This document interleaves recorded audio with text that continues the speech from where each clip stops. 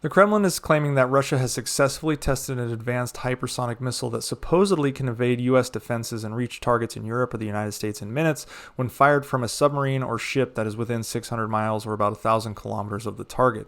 The missile, known as the Zircon, has been in development for several years in Russia and is designed to be faster and more maneuverable than existing missiles. It's said to have a top speed of Mach 8 or about 6,000 miles per hour.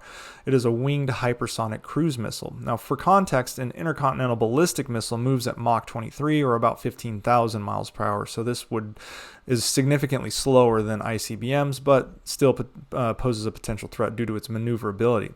For its part, the United States Department of Energy, who manages the U.S. nuclear weapons program, has requested $15.6 billion in funding for nuclear weapons.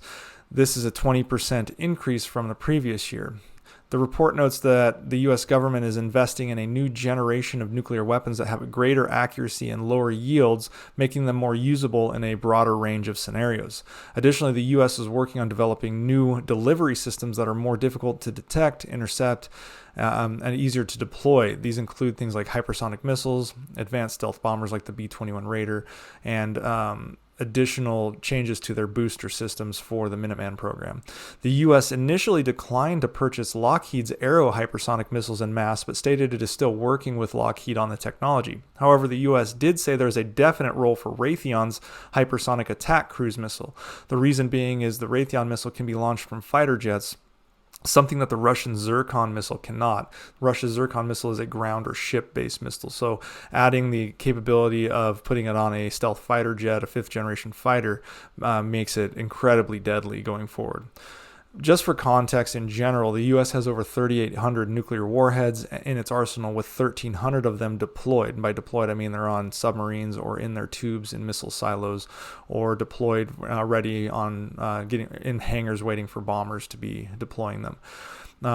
Russia has 6,200 nuclear warheads and 1,600 deployed. The U.S. spends about $44.5 billion annually on its nuclear weapons program. Now, by comparison, the entire Russian military budget is $84 billion. So even if Russia were to spend half of its military budget on nuclear weapons, it would still be less than what the U.S. spends on its.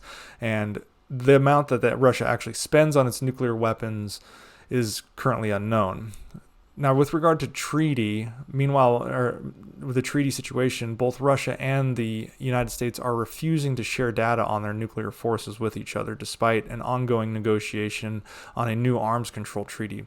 These negotiations between the U.S. and Russia are aimed at replacing the New START Treaty, which is the Strategic Arms Treaty, which is set to expire in February of 2026. The New START Treaty limits the number of deployed strategic nuclear warheads and delivery systems that each country can have, and is seen as somewhat of an achievement in efforts towards disarming, denuclearization of the world, as well as non-proliferation to non-nuclear weapons countries. However, obviously, these negotiations are complicated by minor issues such as missile defense systems, the U.S. fields, U.S. space-based weapons, as well as Russia's freeze of the treaty due to the response to the war in Ukraine.